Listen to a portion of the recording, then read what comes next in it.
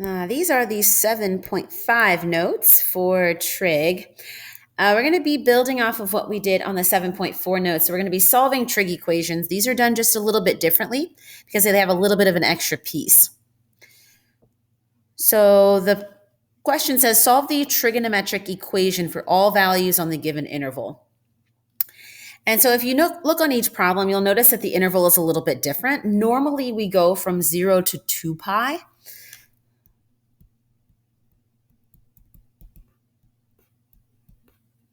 We have something like this.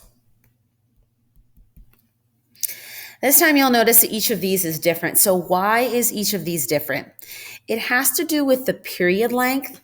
So we get this from doing 2 pi divided by the letter b.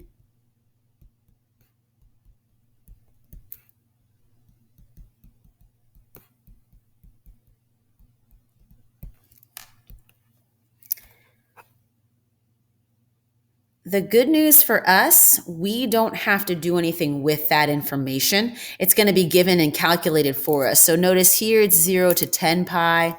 Here it's 0 to pi, and it's going to change a little bit on each one. And it's going to depend on what that number right there is doing. So that's how they're getting that value right here. So the good thing is we can just ignore it.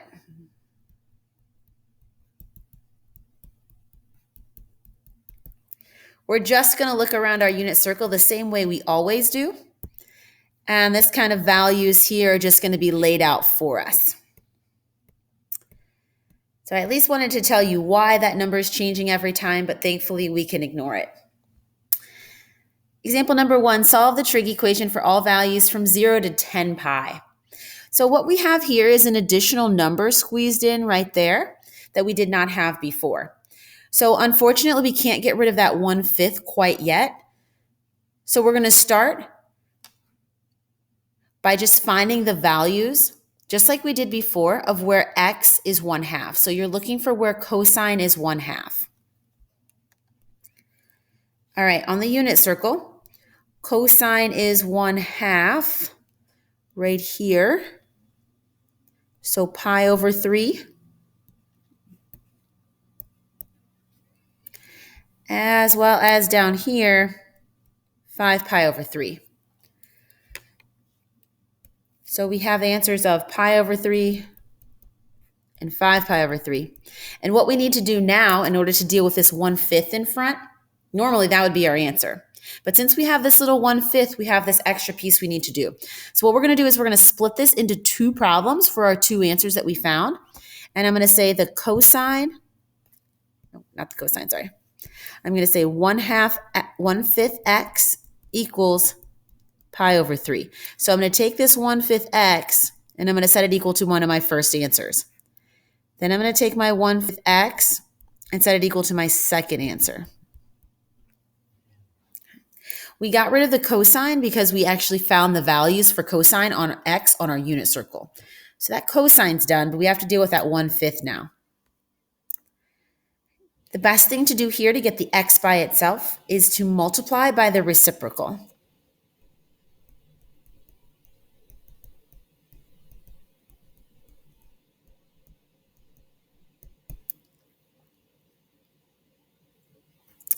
Which will get us 5 over 1 on that side and 5 over 1 on this side. The 5's cancel and the 1's cancel. That's what we wanted. And then here you can just multiply the numerators together and the denominators together. There's one answer. Let's work on the other half. Same process, multiply by the reciprocal. 5's cancel, 1's cancel. Multiply the numerators. Multiply the denominators. And there are my 2 final answers. Okay, let's take a look at example 2. For this one, we're going from 0 to pi, which again just means look at your entire unit circle. They've done that work for you. For this one, if I notice negative radical 2 is not on the unit circle, I've got to get rid of this 2 in front first. So I'm going to start by dividing by 2.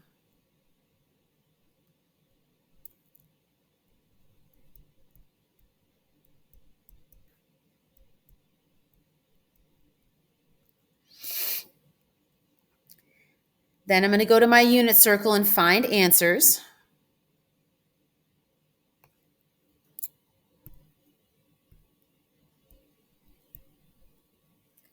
I'm looking for where y is negative radical 2 over 2.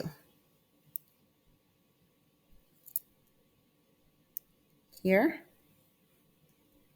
and here. So my two answers are 5 pi over 4 and 7 pi over 4. I'll jot those down.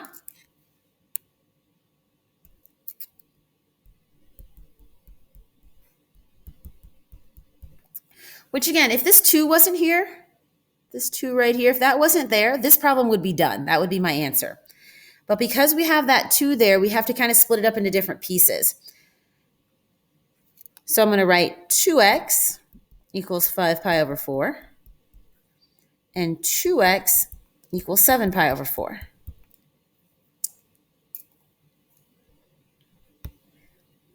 I'll still multiply by the reciprocal. So I'm going to put that over 1 real quick. And multiply by 1 over 2. 1 over 2. That way the 2's cancel, the 1's cancel, and again we're left with x. You get the same thing if you divided by 2. You would just end up needing to flip the second fraction anyway. So it's just a little bit shorter process. 5 pi over 8. See if you can find x on the next part. Multiply by the reciprocal. Find your answer. You should end up with 7 pi over 8 if you multiply by 1/2 over here and here. Those cancel. 7 times 1 and 4 times 2. Okay.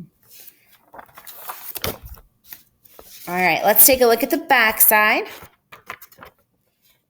A few more problems to complete here.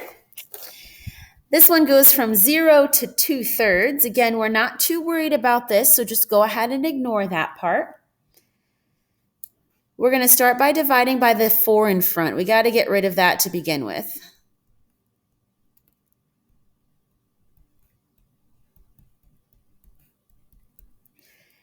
All right.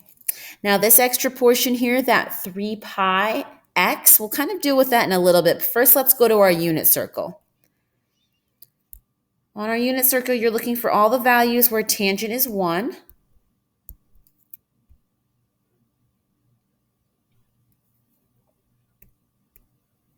You see that happening here and here, which means I want to write down pi over 4 and 5 pi over 4.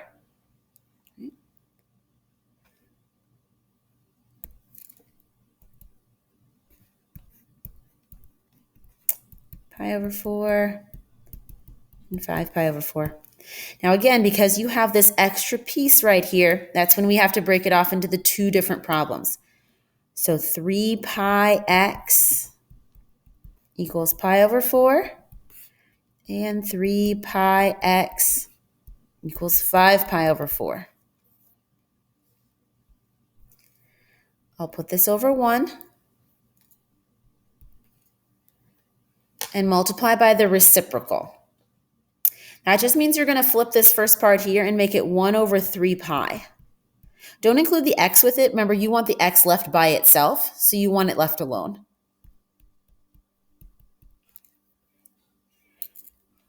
Notice the cancellation here and here, leaving the x by itself. That's what we want. And then over here on this part, I notice I have a pi here and here. You can actually cancel those out now or later. The numerator leaves me with a 1. Multiply the denominators to make the 12. All right, same thing for this problem over here. 1 over 3 pi, 1 over 3 pi. Cancels and cancels, leaving the x. And again, if I notice a pi in the numerator and 1 in the denominator, I can cancel those out, leaving me 5 over 12. Those are my two answers.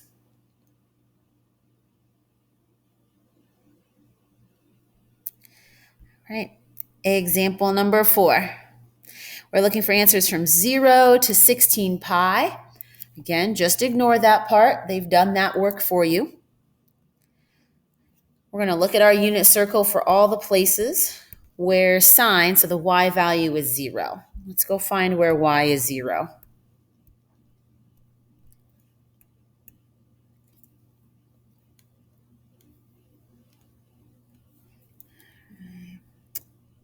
Happens twice, once over here and once over here. So we'll use the 0, not the 2 pi, and the 180. We'll use the 0, and sorry, not the 180, the pi. 0 and pi. And notice there was nothing that I had to solve. There was no 4 in front like there was over here. It's just ready to go. You've got this extra 1/8, which means you'll have to do the extra steps at the end. But you can immediately go looking for answers on your unit circle.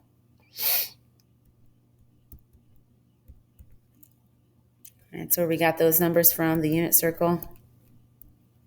All right, let's see. I'm going to set 1/8 x equal to 0. I'm going to set 1/8 x equal to pi. I still want to multiply by the reciprocal, which in this case would be 8 over 1. I want to do that on both sides. You can put that over 1 if you'd like. And don't think too much about this. 0 times anything is still 0. You get 0 over 1. 0 divided by 1 is still 0. Go ahead and try multiplying your second equation by 8 over 1 and find your answer.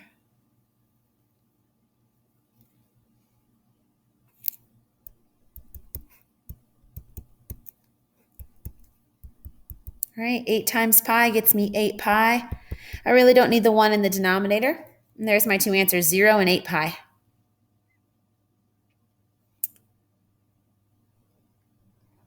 All right, just a couple more to make sure we've really got it. Now would be a good time to pause the video, try 5 and 6. And then you can just kind of fast forward through and see the answers. So again, make sure you try 5 and 6 on your own. Go as far as you can, and then when you get stuck, you can watch the rest of the video. All right, so hopefully you've given those a try. Let's see how we did. I'm going to start by dividing by 3. To get square root of 3 over 3, and then I'm going to look for my unit circle. At this step, I'm looking for where I get radical 3 over 3. That happens 2 places, at pi over 6, as well as 7 pi over 6. Then I can write my equation out. 5/4 x equals pi over 6. And 5/4 x equals 7 pi over 6. Multiply by the reciprocal.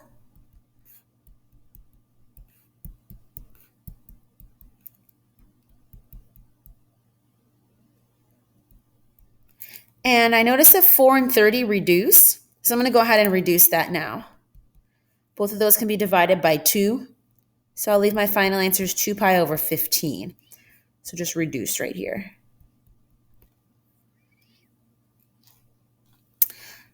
All right, on the other side, 4/5, again multiplying by the reciprocal.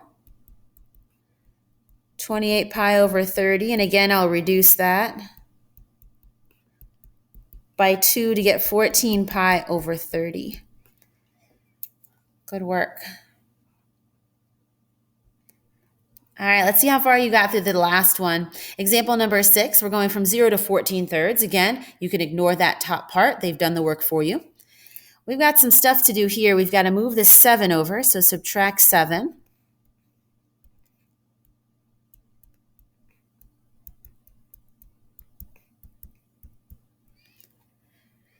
Then we're going to divide by the 2.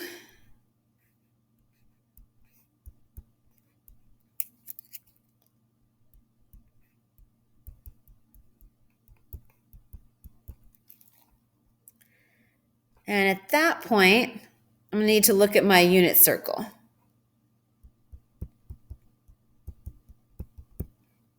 So I'm looking for where cosine, which is the x value, is equal to -1. Cosine equal to -1.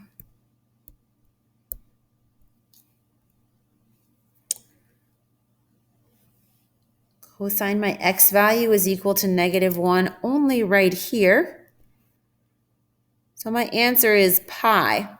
So this is one of our problems that actually only has one answer, because that's the only time that cosine x is -1 on the unit circle.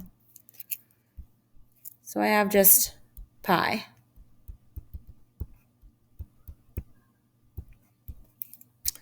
Now remember, because you have this 3 pi over 7, you do have to complete the rest of the problem the way we always have been doing. 3 pi over 7x equals pi, except that you just don't have a second equation to solve. Multiply now by the reciprocal and see if you can find your answer.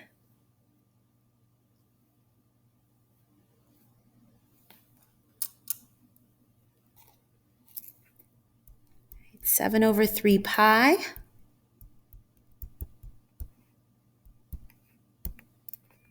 to cancel. And I'll go ahead and take the opportunity to cancel the pi's right here, leaving me an answer of 7 over 3.